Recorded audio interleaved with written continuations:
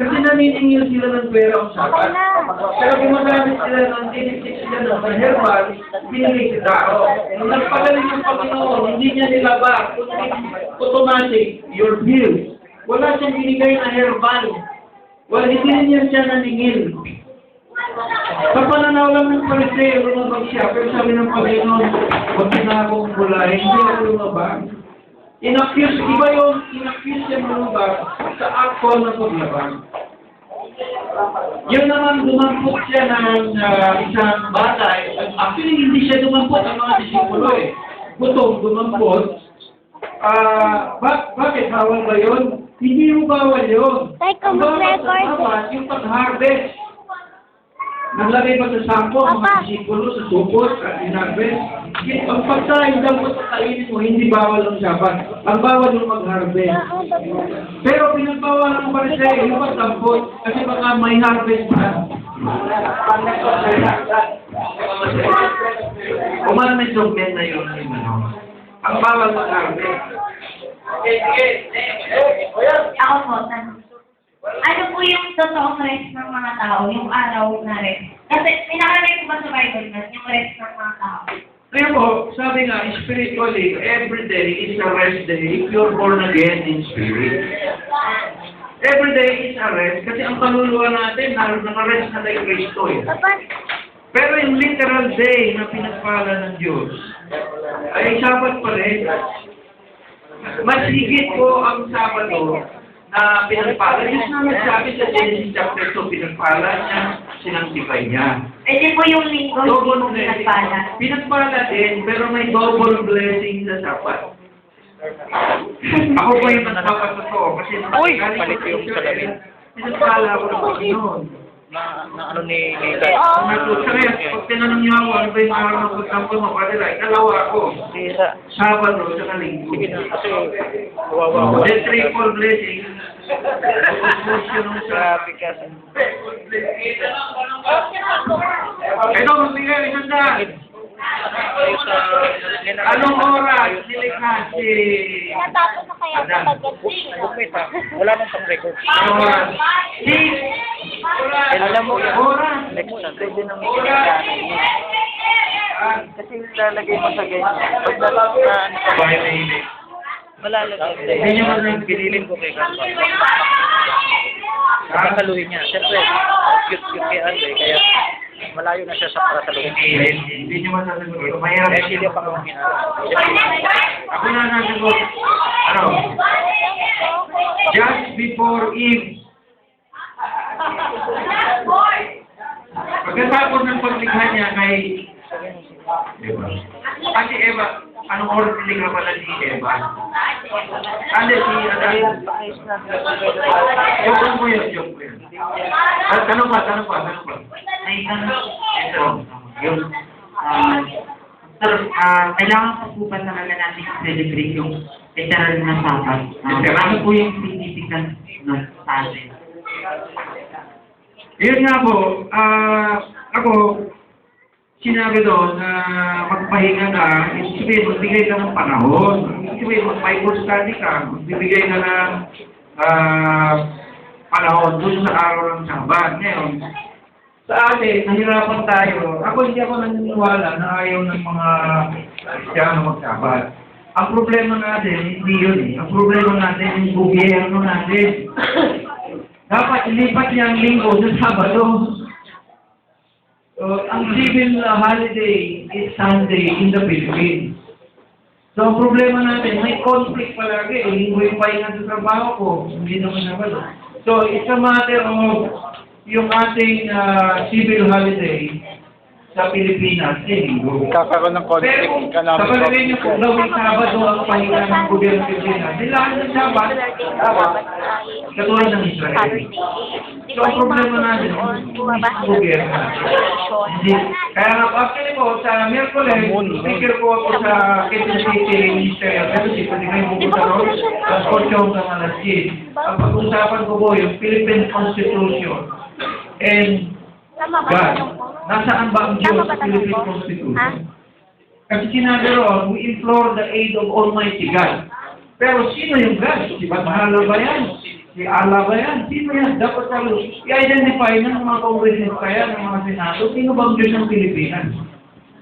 Wala kaming pangalan.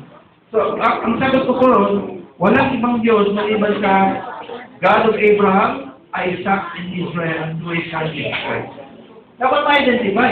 Alam niyo bakit? Pag sinabing God of Abraham, pati Muslim kasama. Amen. Diba? Pati Muslim, God of Abraham, anak ni Abraham ng mga Muslim.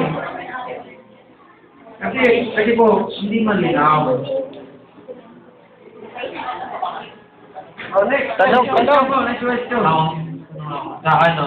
Sa Genesis 2 verse 2 po, sabi na siya, and on the seventh day, God made his work which he has made, and he rested on the seventh day. Kailan po na conclude yung, yung Sabbath day. Yung sinasabi po din sa Genesis 2, sinasabi lang po, rested on the seventh day.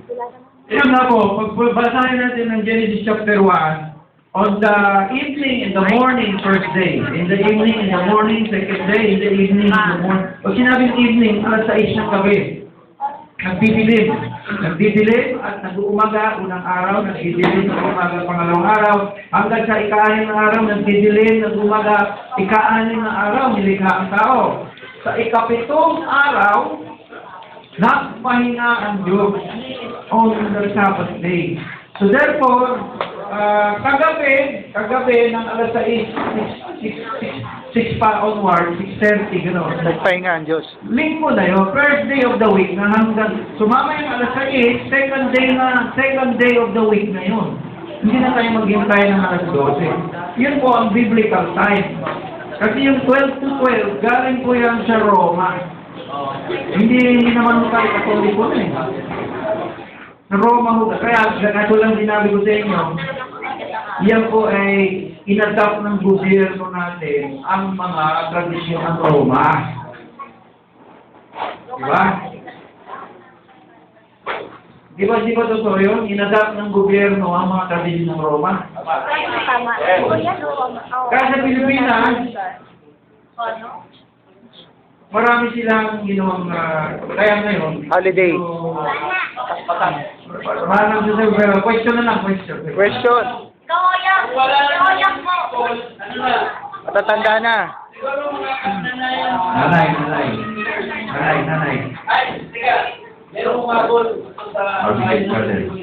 Gustong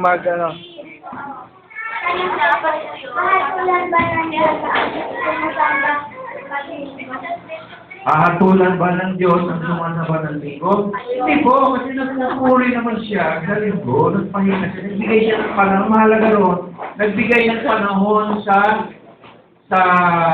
pagsasamba, pagdepende. Okay, ayos mo na yung mga bangko. So, hindi po hahatulan ng Diyos. Ako po'y naniniwala na wala yung double portion na blessing on the Sabbath. Yun ang nawala. Kaligtasan, hindi nawala. Kundi ano bang nawala pag hindi tayo nag-Sabbath? Ay, Double portion. Sino bang ayaw nun? Physical blessing talaga, literal. Nanay. Yung tanong ko lang po, Pastor S. Paano po natin malalaman na yung Sabbath na yan is the literal day is Saturday. And ang calendar po natin ay meron tayong lunar calendar at Gregorian calendar. Sa Gregorian calendar, tumatapat po yung Sabbath, hindi lagi Saturday. Pero itong lunar calendar ay iba din. So, at yung, sa panahon po ng Old Testament, at kumukuha sila ng sa constellation lang. So ngayon, paano po natin mapatunayan na yung Sabbath na yan is Saturday talaga na literal day? Kasi hindi naman po sinabi doon sa Bible talaga na Sabbath is Saturday. So, paano po natin maipapaliwanag? Just for example, like that, Pastor, yung nasa po. Ang isang ebidensya natin yan, hanggang sa panahon na yun, sino ba yung bansa na nanatili ng Sabbath day ang kanilang kapahingan? Israel lang. Because Israel, There's thousands of years of remnants, yung mga sumusunod, may sumusunod. So, in the first century, nakafix na po itong Sabbath. Hanggang ngayon. Meron ng trace. In fact, meron na tayong pre-calculated calendar based on the lunar solar cycle na nakafix na siya. So, ibig sabihin, kung sinabi natin, nagbabago ang Sabbath day. So, para sabihin natin, mali ang buong Israel, eh, malaking issue po yan. So, you're talking about the whole country of Israel. Since time memorial, 4,000 years ago. So, malaking issue. I know you're coming from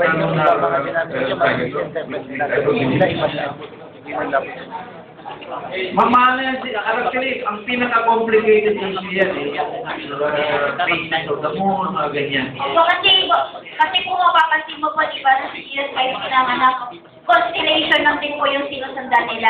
When the time of Moses, constellation. Kasi po, sa Bible na nakalagay, constellation. Pero, tandaan niyo po, on the first century, establisado ng Sanhedrin.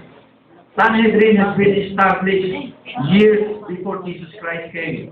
Hindi po kundi kila Israel. Nagkataon lang, yung mga wise men, they see the constellation. Hindi po ba kay Paul yung Sanhedrin lang po? Ako? Yung kay sa kay Paul lang po yung Sanhedrin. Sanhedrin is an established organization in Israel even before Jesus Christ and during Jesus Christ. They already fixed the Sabbath day. Sino pa pong may tanong? Wala na mga video ko na. Wala na pong nanay. Sige po. Hindi nanay pala yan. Yung people yan. Dalaga yan, di nanay. Katanong niya. Pwede? Pwede ko sagutin yung tanong niya. Oh, sige ba? Oh, ito. Oh, Mike. Kasi yung tanong nila, tatanungin ka. Oh. Tignan tayo sa iba pa rin magtanong. Tigit lang ako sa tanong. Parang basic sir, sagutin ko yung tanong niyo.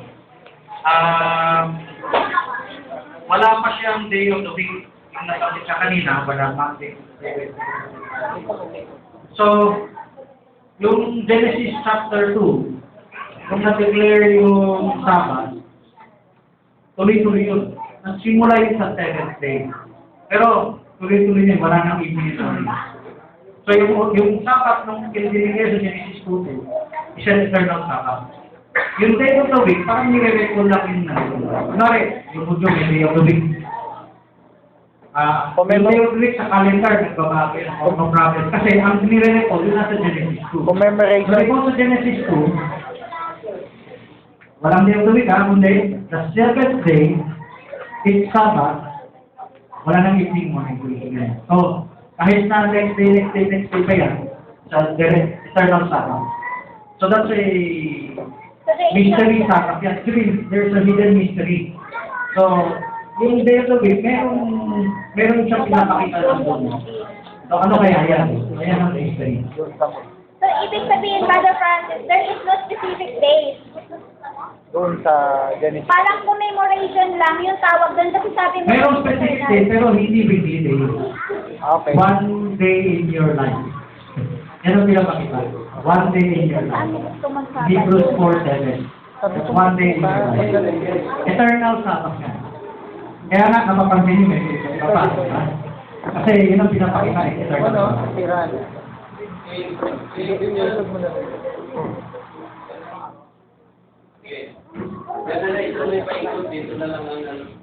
Ito ay, Para sa nino, may Pastor Dick o dalawa sila, Pastor Dick. So, bigyan mo na natin si Pastor Dick na ang nakalagay kasi doon sa Genesis 2:3, and God rest the 7th day. So, ang tanong ko lang, kailan kinongclude at sino ang nag-conclude na ang 7th day ay Sabbath day or it is just Sabado or Saturday? Kasi 7th day lang naman nun, wala pang araw yung time na yun. Pangalawa, when I was a visitor here last month, I gave a very motivating suggestion na kailangan talagang pasok mag-aral ng Hebrew. Meron po akong Hebrew Bible na transliterated. Ang ibig kong sabihin kasi doon na ikapitong araw ay Shebet o Shabbat. Kung tayo kung mga lingkod ng Panginoon, di ba paralegal ako? If I go to court, if I read the wrong book, makagulo yung kliyente ko. I'm not a lawyer, but I do paralegal. Nakapag-alam ko kung anong pasikot-sikot ng narcotics, dati ako narcotics investigator. Alam ko ang lakaran ng sigado, pwede maglagay kung kinakailangan. Pero kailangan, meron kang sapat at matibay na ebidensya. Hindi pwede yung you have to philosophize the law in your own understanding. 2 Peter, the Word of God is not for your own private interpretation. So, sa Hebrew Bible ko, paliwanag, ang interpretation talaga ng 7 days Shabbat or Shabbat.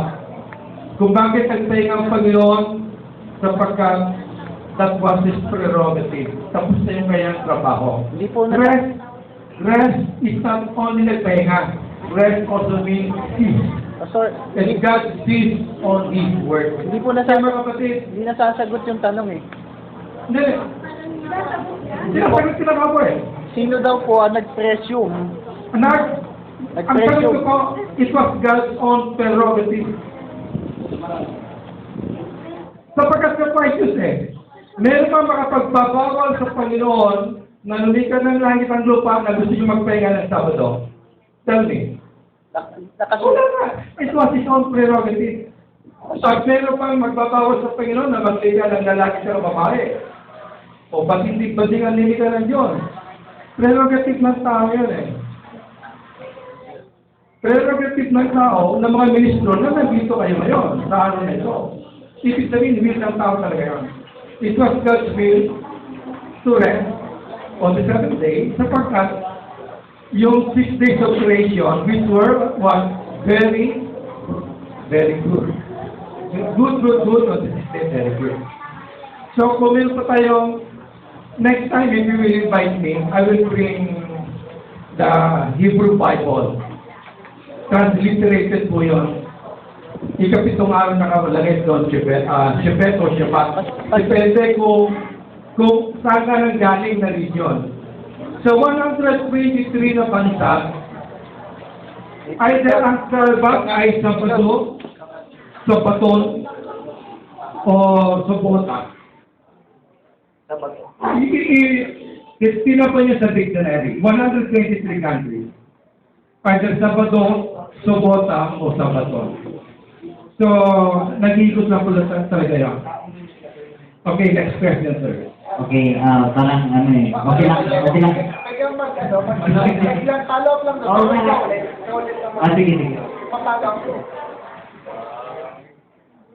Sir, sagot ko kanina, God prerogative. Pero, yung meaning ng Sabbath, yung 7th day, ginawa natin Saturday.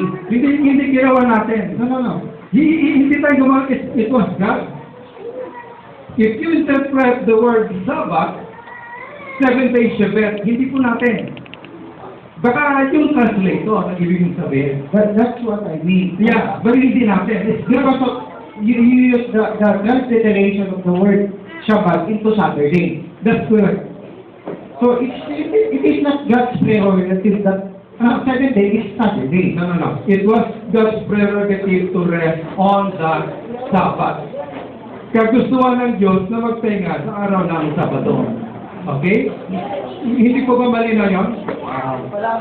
Ay, tagalogin natin. Kagustuhan ng Diyos na magpahinga sa araw ng Sabado. Hindi po nakalagay sa Sabado eh. Ha? Ikapitong araw. Kapito. Hindi Sabado. Ngayon, prerogative ng Panginoon yan eh. Kagustuhan ng Panginoon na nagpahinga siya.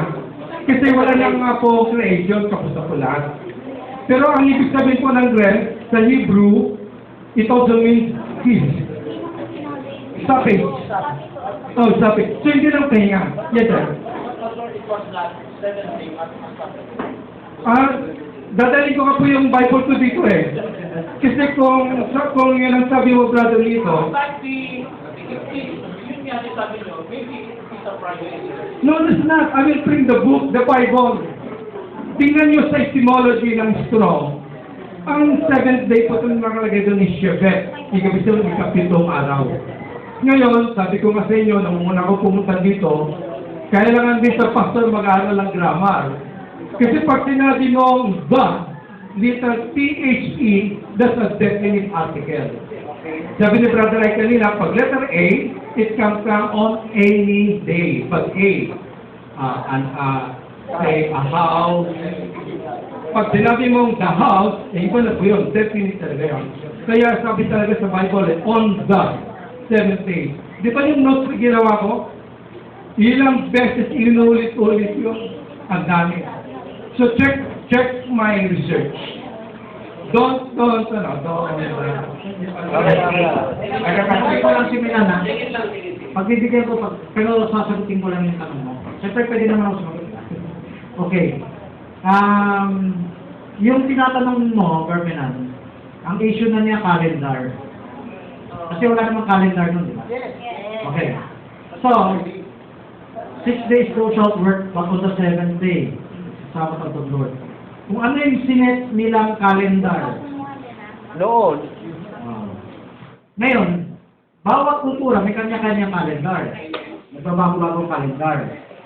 So, ang masasabi ko dun sa tanong mo, ang tinutukoy nyo kasi yung Gregorian calendar na may Monday, Tuesday, Thursday, Wednesday, Thursday, Friday, Saturday, Sunday, di ba? Ngayon, ang tawag natin dyan, arbitrary lang yan. Pag sinabing arbitrary, pinili mo, yan ang maging calendar. Nako, no? Ngayon, yung arbitrary na piliin anong klase, anong calendar ang susundin, hindi yan directly inutos. Kasi, yung utos lang ng Diyos dun sa Israel, gumawa ng Moadim, gumawa na ng fixed time. So, ano ba nang nagagawang fixed time? Yun. Okay? Ngayon, yung type yun na mahalaga. Yung nire-represent, yung pinapakita niyang eternal Sabbath na mahalaga. Perbantin, tanong ko lang to, yung pala ko lang yung kanina, marinig ko lang yung sa'yo. Kasi ang tanong ko sa verse 3 ata, 7 day ang nakalagay. So doon sa creation, wala pong nakalagay na it is Monday, Tuesday, Thursday, and Friday. Wala. Kundi evening and morning. And then 7th day, walang nakalagay kung ano talaga yun. Ngayon, ang tanong ko, who is the one to conclude that the 7th day is the Saturday? Kasi wala pa namang kalendar. Sasagutin kita sa abot ko, ha? Pero pwede pa sila sumagot. Oo. Pwede kayo sumagot, pwede kayo magtanong. Sabi, kila yung sagot ko. Katulad din ng fellowship sa church. Pinagkasunduan yan. Naka niya? Halimbawa, pinagkasunduan sa time ng apostles, ibigay niyo 100%. Kasunduan yan eh. Nung nagsinungaling, pinatay ng Diyos. So, hindi yung dahil yan ay nakasulat na utos na. Ito, yung 6 days social work, kung ano yung napagkasunduan ninyo. Ngayon, meron yan yung buong Israel, meron yung kanya-kanyang bansa, civil, government, calendar, civil, calendar. Yan, pwede rin tayo, yung community ng believers na calendar. Yung iba gusto sumunod dun sa buwan. Ngayon, yung mga rabay, para huwag na lang magkagulo, sige, wala mo ng away, postpone mo na yung ganyan. Pero, ang tama, huwag ka gagawa ng isang absolute na yan ang i-expose mo sa iba. Yan ang ibig sabihin ni Paul. Kasi merong iba, siyempre, yung bilangan namin ang dapat masunod. Walang ganunan. Ngayon, ang importante nga, kunin mo yung essence ng 7th day. Yung essence ng 7th day, babalik sa Genesis 2:2, yung eternal Sabbath. Dagdagan ko na eternal Sabbath, di ko nasabi kanina. Sa point in time yan, tumigil ka na sa kasalanan. Sa point in time yan, tumigil ka na sa pagka-Nicolaitan. Sa point in time yan, tumigil ka na sa kamangmangan. Naintindihan? So, maraming ibig sabihin, maraming pwedeng i-apply yan, yung point in time na yan. It doesn't necessarily have to fall on Saturday. yung point of time na nagkaroon ka ng ugnayan sa Diyos, yan yung Sabbath mo. Eternal Sabbath.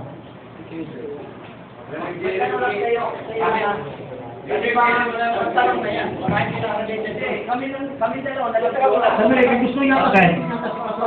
sasagot lang siya din. Sabi mo ba? Sagutin ko tanong ni brother. Tanong nino. May brother na ito. Tanong mo na. Sige, sige. Sagot kayo ito. Sagot kayo ito. Pastor Wright, pwede bang sinabi ni Bible Francis kasi pagkasunduan? Pwede ba nating pagkasunduan, Bible na lang kalendaryo natin? Kasi may birthday, bigati, Thursday, Thursday, Wednesday, 7th-day. Sino ang nag-invento ng Lunes, Martes, Miyerkules? Hindi ko alam, Pastor. Alam niyo. Pakisagot na rin. Email na Marvin. Ang lingkod pag-ibig.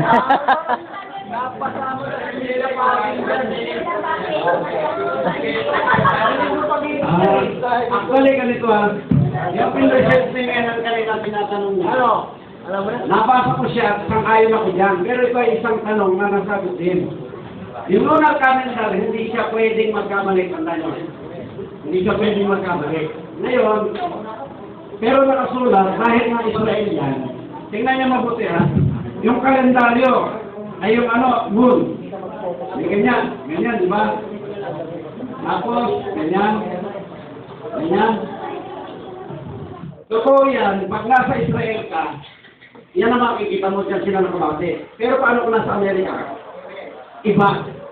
So, kailangan bumalik ka sa Israel para sa Hudyo talaga yan yung lunar. Bangga yung nasa Israel ngayon sa ating kalendaryo ngayon. Kung susundan natin. Kinwenta kay Brother Jackson yung 360, 365 and 1/4, yung 0.25, may 365.50. Yan, mayroon tinatawag na floating years yan. Kaya kinwenta nila yan, bakit may 30, may 29, may 31. Pero sa kanila, 15:30 lang eh. Di ba? Pag sa 15 days, yan nag-umpisa. Ngayon ganito. Naniniwala ako kasi maski sa Revelation 11, pagpasok ng tunay na Hudyo, ilang ang titingnan nila. Ano yung oras ay kalendaryo nila? Doon lang sila tatama. Pero ito, halimbawa ngayon, ang buwan sa atin, bilog. Punta ka sa Israel, hindi bilog. Di ba? Bakit mo paglalabanin yan? So, yung sinasabi ni Brother Francis, ganun. Pagkasunduan natin, kung Sabat gusto mo magsabat dito, huwag mo nitay sa Israel. Huwag mo sunday yung buwan. Kasi kung kabilugan ng buwan ang pag-uusapan natin, okay lang, kabilugan tayo, pero habang kabilugan natin, sa kabilugan natin, ang oras lagi. Diba? So, walang hatulan. Ano sa patang yan? Ano sagot ko? Magandang puntos. Tanong, nasaan na yung mic? Sino may hawak ng mic? Sige, tanong. Wala na, tanong, sige. Para kanino ang tanong? Brother Jerry. Mic. Tanong. Hello, Pastor Jerry. Pastor, ibig sabihin, yung mga sign na yan, yung buwan, para sa Israel lang talaga makikita, no? So, ibig sabihin, yung Sabat, para sa Israel lang. Kasi pagka sa ibang lugar na yan ginanap, nagulo yung panahon, yung oras, nag-iba na, so, hindi nakakasiguro yung mga nagsasabat ay araw talaga ng Sabat. Ibig sabihin, ang Sabat, for Israel only. No, Hindi pang Gentile. Kasi, hindi natin makikita yung sign na yan, sa Israel lang. Actually, Brother Juan, huli ka sa pagdating ng sharing dito, nagtuturo ng Sabat dito, hindi kasi explain ng mga nagturo. Walang problema sa kanila kahit nga linggo eh. Kaya nga nandito sila, tama sila sa linggo, dahil tanggap nila ang linggo. Hindi extreme. Ngayon ganito. Tulad ng sabi ko, kung ano yung pattern ng Israel, yung pattern nila, yung sinabi niya kanina na pag-araw ng Sabado doon, talagang walang gumagalaw. At mabuti, may blessing. Ang pag-worship nila talagang complete, nakabot sila eh. Pero may blessing. Kung gawin din natin itong linggo yan dito, ganun din tayo makasino. Kasi ko sabihin, Ay, Milo. Milo yan. Yun na lang ako. Pastor, sa tanong ko lang po. Meron pang utos sa Biblia sa mga hindi na ayaw ay ano ng Sabat. Meron po ba? Meron po talata. Kung paano sa Hensil, ay walang putos na direktang mag-price ka. Nagsilihingi ng tayo sa mga pastor ng Hensil. Okay, pag ilagay yung Leviticus 24:22, Numbers 15:16. Hey, projector. Leviticus 24:22. Biblia ang sasagot, hindi opinion. Leviticus 24:22. You shall have one manner of law, as well as for the stranger, as well as for one of your own country. Isang batas lang daw ipairal sa mga katutubong Israel at sa ibang bansa, ibang bayan. Sinabi ba na compulsory na yan ba yung hindi kumusunod sa Israel o yung na-adapt nila as trend? Ang sinabi dito, the stranger or other translation, foreigner.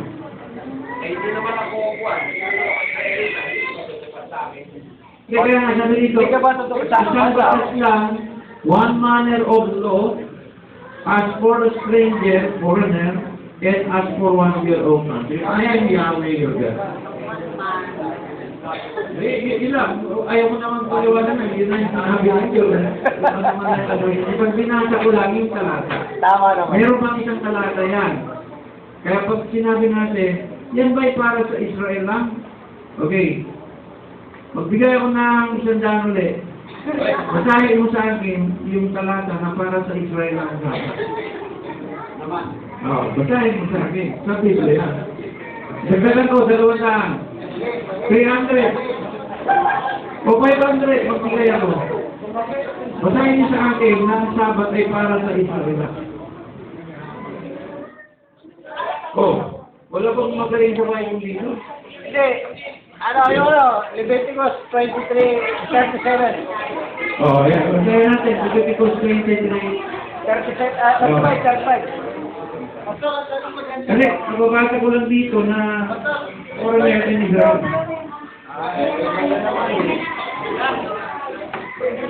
Hindi na ako nagulog sa talata eh. Ang tanong ko lang po, yung stranger Paano yan? yan ba yung matutupok ng o yan yung mga nasa labas ng bansa ng Israel? Magandang tanong yan. Yung stranger ba dito ay nasa loob o nasa labas? Basahin natin 1 Peter chapter 1 verse 1. Galatians chapter 1 verse 1.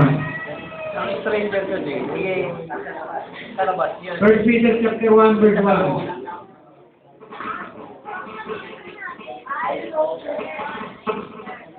First Peter chapter 1 verse 1.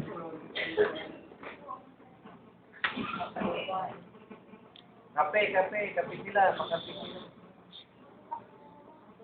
Okay. Peter, the apostle of Jesus Christ, to the strangers scattered in Pontus, Galatia, Cappadocia, Asia. Ito ba'y nasa loob ng Israel o sa labas? Sa labas. Siguro sa labas din. Okay. Biblia sumagot ha, hindi opinion ko yun. Ayaw ko na magdagdag ng opinion para kung ano lang yung sinabi namin. Okay. Yung day kasi 7 day. 7 day rain. 6th day God created the world. Ang tanong kasi dito, nung naglikha ba ang Diyos, pareho ba yung orasan ng tao? So, nung kung papaliwanag ko lang, kasi the day of creation ng Diyos, wala pang time clock. Wala pang invento ng ganung klase kasi iba yung oras ng creation ng Diyos is not 24 hours. Nakita nyo? Kaya pumasok yung sinasabi yung law na yan, yung sinasabi Leviticus 24 or 24 verse 22. That is the law of every nation, especially yung like for example, Israel, Judaism, and Muslim, Christian. Yan ay bawat bansa ng batas. Pero yung the day of creation ng Diyos is not considered as 24 hours of creation. Nakita yung day of seventh day God rest? And every day of creation ng Diyos is not 24 hours. Kung mag-absolute tayo ng Sabado is the sanctified and holy day, you control the measurement of thought of God. Kaya sabi sa Isaiah, my thought is not your thought. My way is not your way. Because the thought of God is different than the thought of man. I example the creation. The creation of God is not 24 hours evening. It's not like that. Because the thought of yung kaisipan ng tao, mayroon siyang kalendar ng every lunar calendar, prophetic calendar. That is the thought of man. Pero iba ang thought ng Diyos yung the day of creation. When the day of creation is not at 24 hours, so that is a mystery that cannot identify absolutely. I'm talking about the creations of God.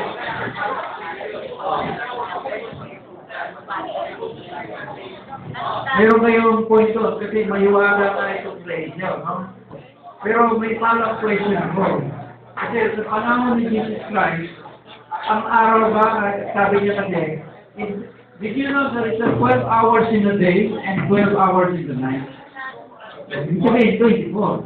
Because 3 days and 3 nights, I'll be in the valley. So, ibig sabihin, by the time of Jesus Christ, meron ng 12 hours by day, 12 hours by night. Follow-up question lang. Kasi may point kayo doon sa creation. Kasi maano. Okay, Pastor, kasi the day of Jesus Christ is under the time. Pero the day of God is not under the time. Sasagutin ko lang yung Kevin ang tapos bibigay ko yung tanong sa inyo. Yung stranger na binabanggit. May nakalagay sa Stranger. natin. Stranger ang... Nakalagay dito, you shall have one money of law, as well for the stranger, ask for one of your own country. So ina-adopt sila, ina-adopt sila. Yan nga, yan nga. Money of law nila. Naintindihan kita. Yan nga, sasagutin ko. Iniwanan ko lang. Pakinggan mo ha, Ferdinand. Ang naintindihan ni Satan Proselyte, sa time ng Christ yan at ni Paul, mga convert sa Judaism yan.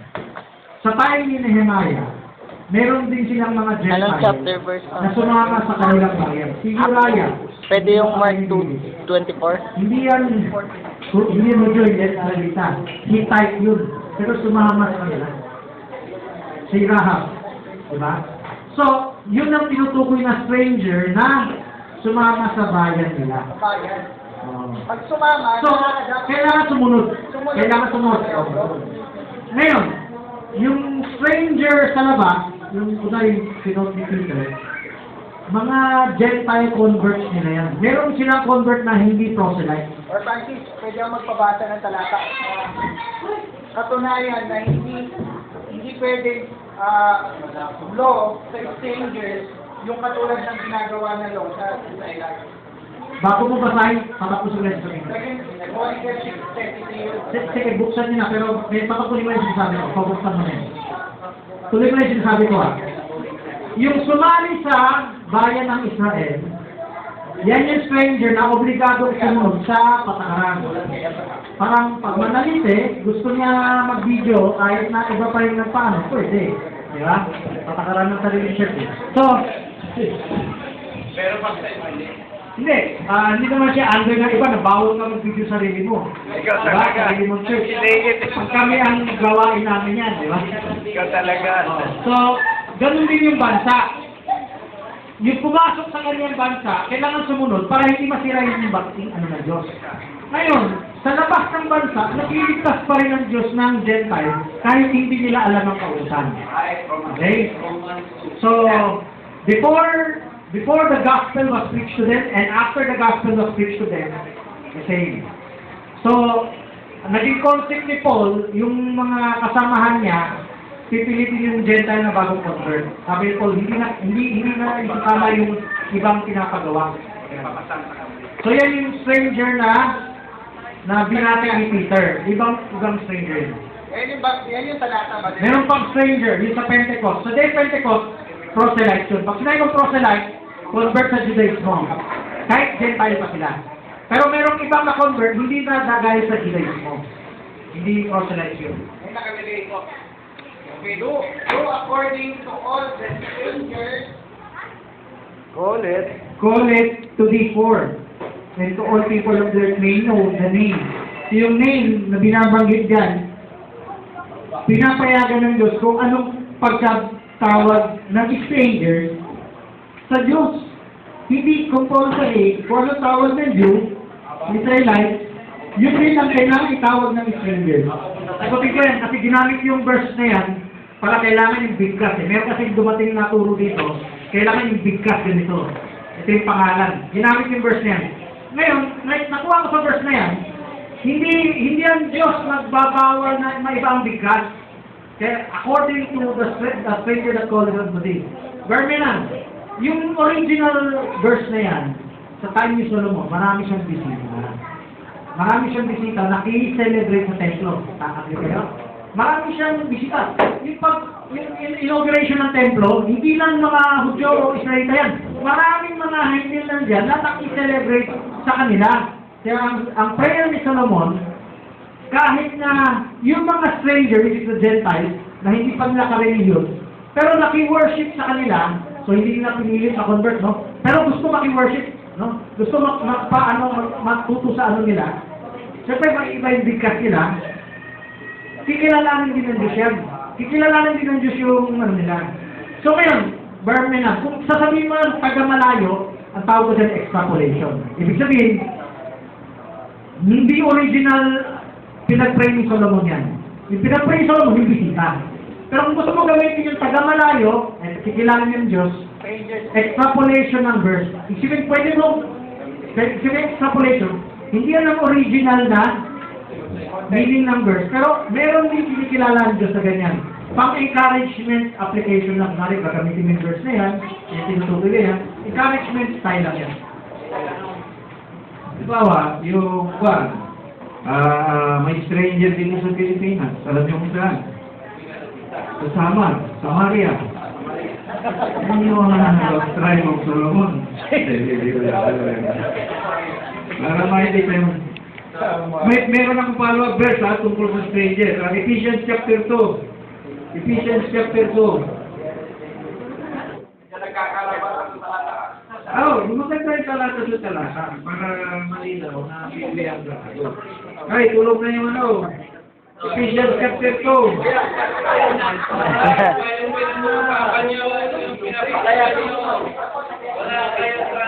Papatunayan ko sa inyo na ang stranger ay mga born again. Amen. Papatunayan ko sa inyo sa Biblia na ang stranger ay mga born again. Tama. Chapter 2, verse 8. Ang born again ito. For by grace you are saved through faith, not of yourself, it is the gift of God. Tuloy. 9. Not of works, let any man should boast. Tuloy.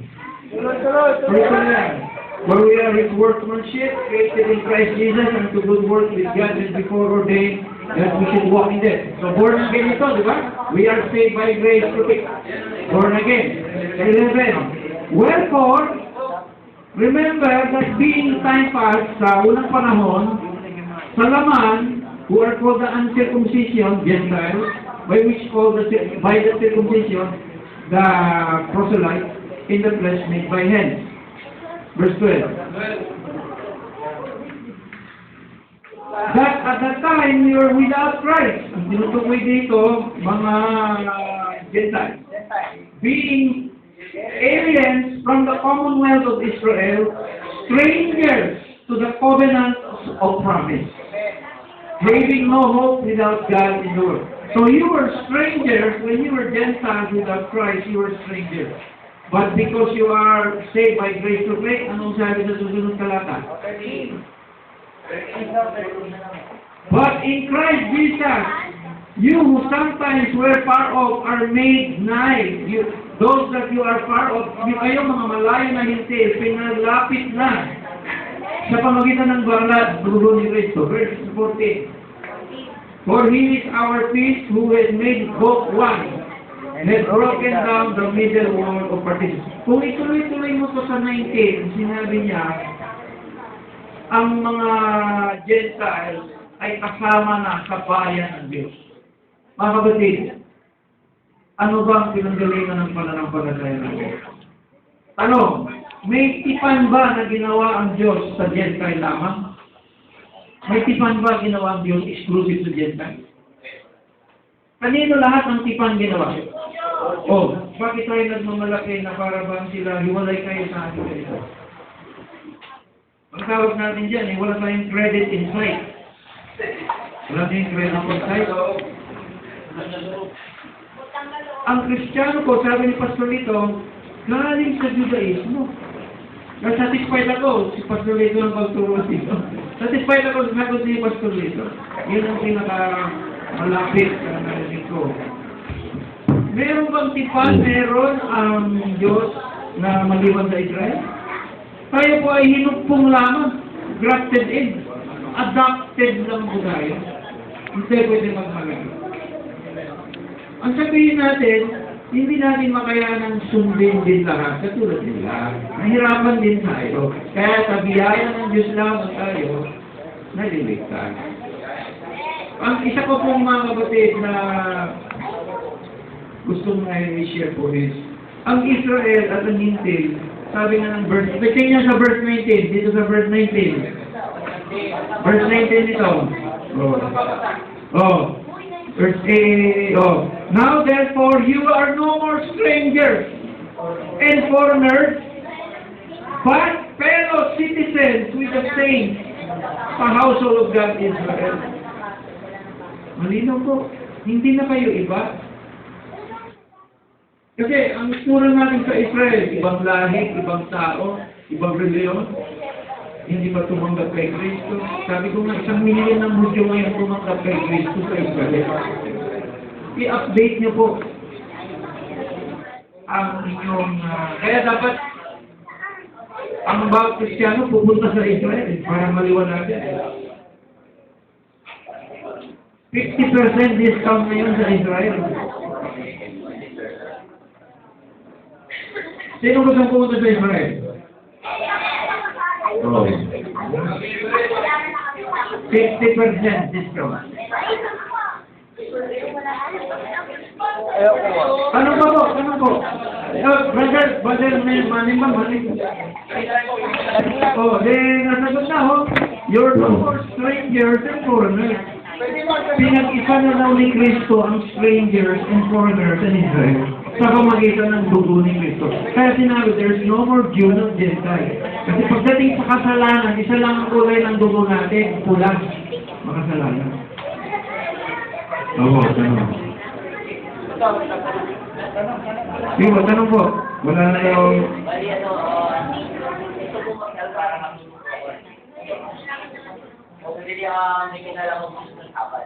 Sabat.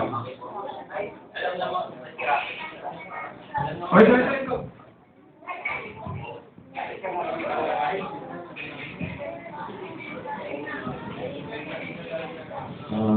Pastor.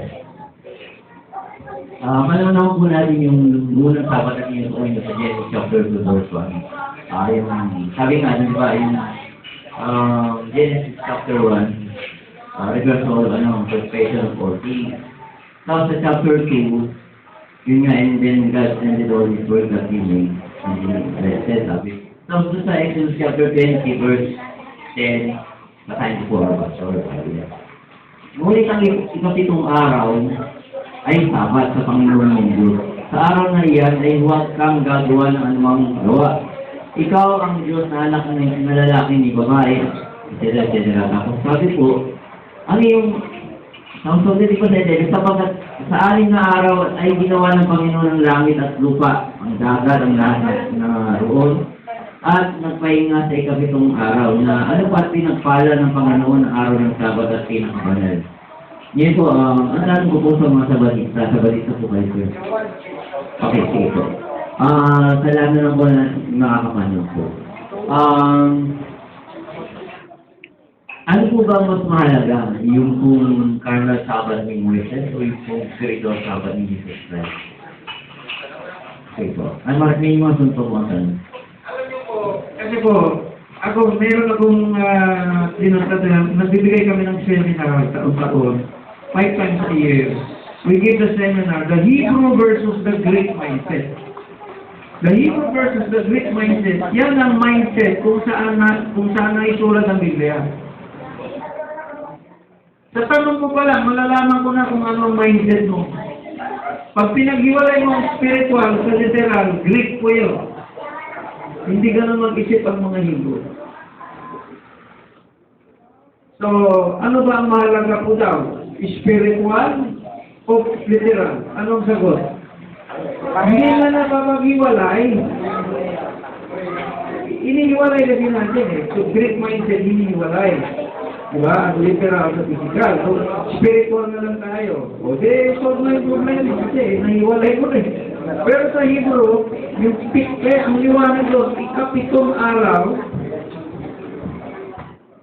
literal talaga yun. Ngayon, siyempre, wala pa si Kristo yan. That's around 2,000 plus years before Jesus Christ. Kaya po, dapat, pag nagbasa tayo ng Biblia, basahin natin, ang titi natin, mula umpisa hanggang wakas.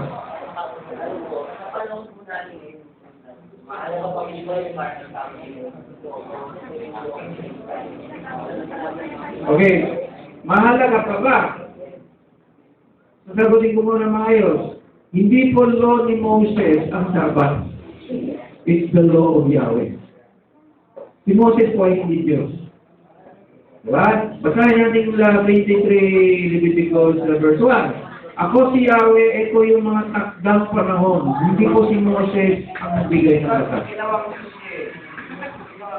Hindi, kaya nga si Moses, nung namatay, nilibing ng Diyos dahil baka pag nakita ng tao, gagawin revolto. Propeta si Moses sa Israel. Siya ang pinaka-propeta. Isang dahilan pa kung bakit. Alam ng Israel na si Moses ay tinawag na small. Ano po? Small G. Small G. Tinawag na God.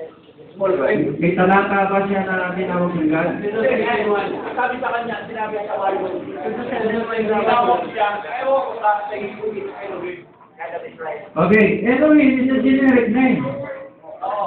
In Hebrew, Elohim is a generic name. Pero ang punta, Pastor, si Moses, ang Diyos, nilagay niya ng Elohim kay Moses. You know, correct me if I'm wrong, I've been studying Hebrew for 10 years. In fact, I teach Hebrew. I've been teaching Hebrew to many pastors. Tomorrow, we have in Palipa. Kung gusto niyo mag-aral, meron kaming grupo ng pastor sa Paliparan, Cavite. Meron kaming lecture doon, Hebrew grammar, every Tuesday, and meron kaming days, Hebrew every Tuesday. Correct me if I'm wrong, pag sinabi mong Elohim, that could be Baal. Elohim din yun eh. Yung Elijah, Elohim. Dalawa ng tawag sa Hebrew niya, the exact word. Kung mali ang transliteration ng Napaka-simple lang po niya, di ba? Balikan mo yung talata. Napaka-simple. And the Lord said unto Moses, See, I made thee a God to Pharaoh. Small g. And Yahweh said to Moses, I made you an Elohim to Pharaoh. Ano ang ibig sabihin ng Elohim? Master of power. I made you powerful before Pharaoh. Hindi niya sinabi, I made you Yahweh Elohim. Ikaw na si Yahweh. Yeah, that's why, Pastor, isang reason yun. Isang reason ay nag-create. This is only a presuming. Bakit tinago ng Elohim sa katawan? Patay. Diba? Yung kanyang bangkay na katawan, isang dahilan niya ng anak ng Israel. Siyempre po, sa tindi ng anointing kay Moses, makapangyari, siya ang ginamit ng Diyos eh. Kumbaga po, sasambahin niya ng ibang tao. Kaya nga yung katawan niya hindi matagpuan. Diyos ang nagbibigay siya. Sandali ha, isasagot mo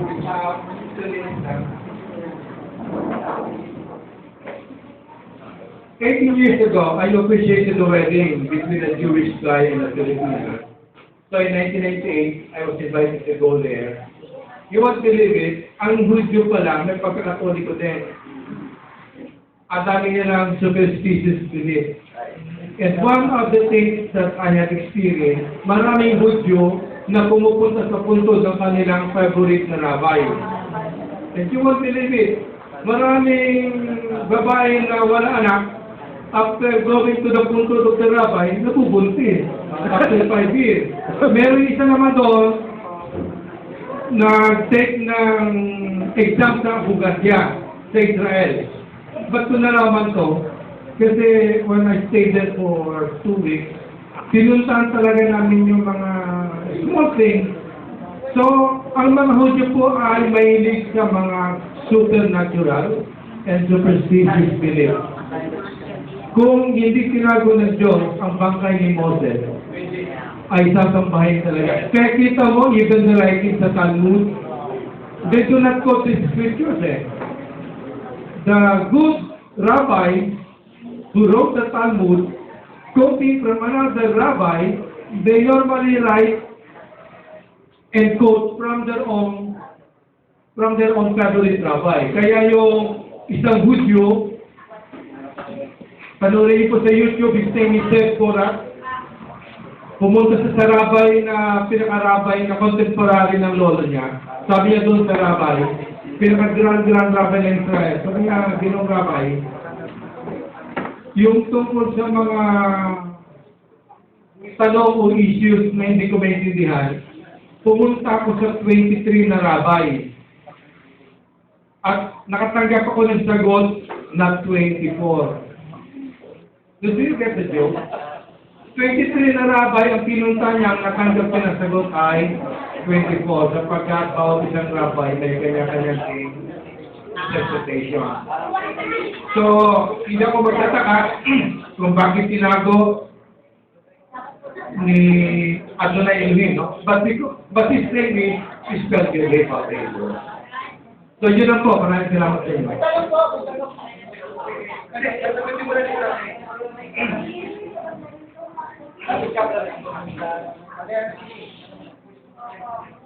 Tanong ko lang po sa hindi ko naman nila lahat ng ano ay criminal. Kasi marami mga ano ng sabat, very sila, judge sila. So, yung Colossus chapter 2 verse 16, pakinggan nyo ako yung Colossus chapter 2 verse 16.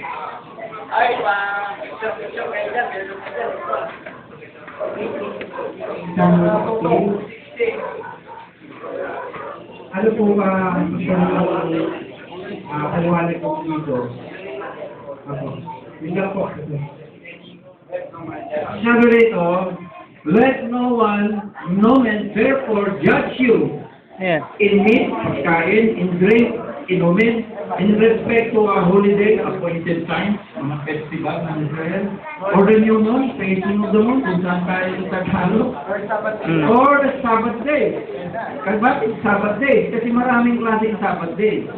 Merong weekly Sabbath day, the 7th day, merong annual Sabbath day na 7 day. Kaya binasa kanina na first day of the week is the Sabbath.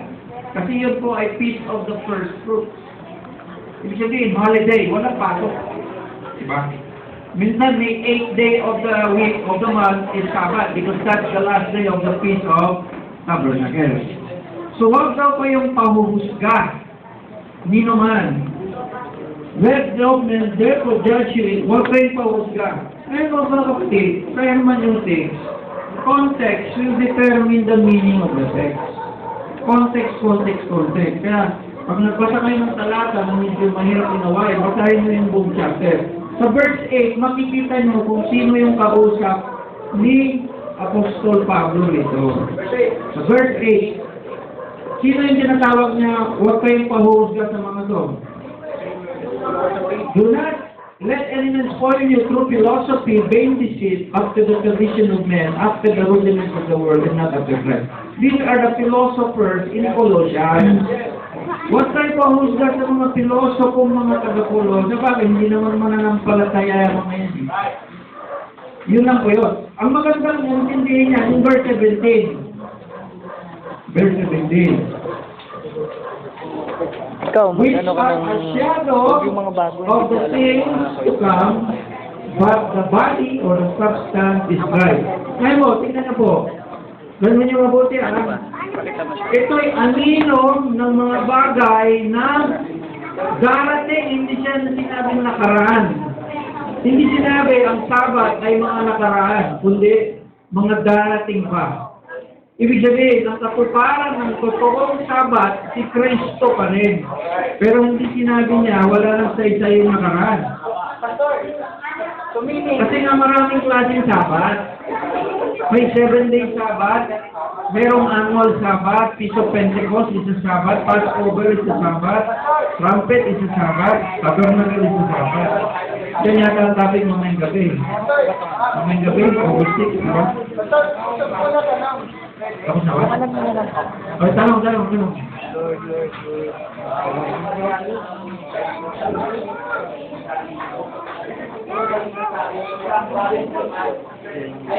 Hebrews chapter 8, verse 13. Alam ba na ba? Igalin natin. Okay. A new covenant he had made first oath, now which decay, wax oath is ready to vanish away. Mga kapatid, pakinggan niyo mabuti. Ang inyong Bible ay may tinatawag na italic.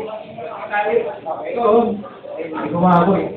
Yung salitang covenant dito, mapansin niyo, nakabend ng konting pa, gano'n?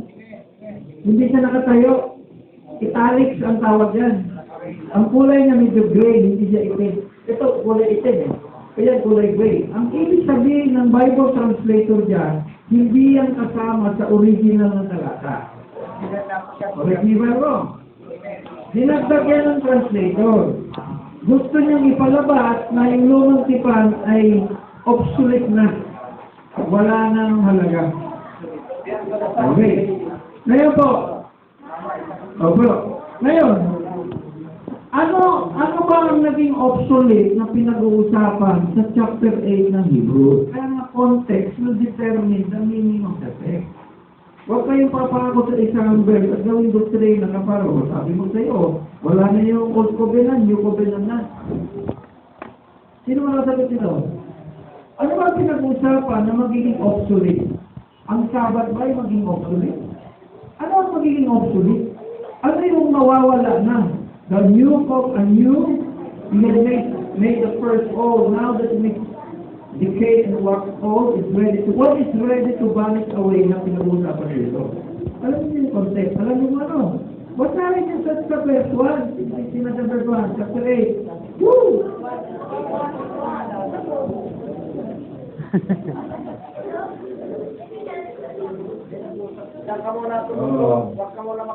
Ang pinag-uusapan, ang naging obsolete po dito, hindi po ang Sabat. Ang naging obsolete dito ay high priest. Ang mga sacerdote na kinakailangan pang mag-alay din ng para sa kanilang kasalanan, hindi sila nagkasala din sila, hindi sila ma-fade away na ang kanilang ministry. Mawawala ang ministry ng sacerdote. Bakit? Si Kristo na ang high priest. Dumating na ang totoong high priest. Hindi po Sabat ang tinutukoy dito na maging obsolete. Hindi. What's that context? Walang sinabing Sabat dito. Dinagdag na lang yung sarilang covenant ng mga translator. Pwede po last na ito. Maraming ganun. Last na yan, last na. Pakilala ka muna para Sige na. Good afternoon po. Tanong ko lang po, kasi po sabi niyo po is huwag mo mag-stick sa isang context. So, gamit po tayo ng eupiletics po. So, kung titignan niyo po yung limit ng 23, kasi kanina po mga nagsusuri. I-oppose po, alam naman po natin na ang mga salita sa Bible, ipinakarating sa tatlo. Gentiles, Jew, and the Church of God. Kung titignan natin yung pagkakonect pa, yung verse na sa music ko, sa speaker, lahat sila ibinigay sa Jew. So, yung kasi, Hindi, yung, nakikita ko lang. sabi kayo sa Colossians chapter 2, Colossians 2. verse 16, sige po, paano po? Yan po. Kung yan po ay ibinigay sa Gentiles, bakit po ang Gentiles nalaman na may Sabat? Yung araw po ng Sabat, yung mga araw po ng Sabat. Kung titignan po natin, parang ano po ba pinarating yung Colossians? Di ba mga Church of Colossians na Parang iparating po yan sa mga evangelist. Jews? Nasa Gentiles. Ito nga ba layo? Paano mo nalaman na ang bawat kongregasyon ay may Gentile din Jew? Paano mo nalaman? Sa mga pangalan. Kasi sa pangalan nila, may Greek, may Udyo. Basahin ko ng buti. Kaya na sinabi ko mga kapatid, may tipanan ba na ginawa ang Diyos sa Gentile? Hindi ka makikita eh. Meron ba? Ano sa tanong lang?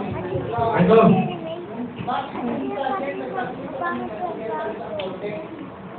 Ang context, ang ibig sabihin ganito yun.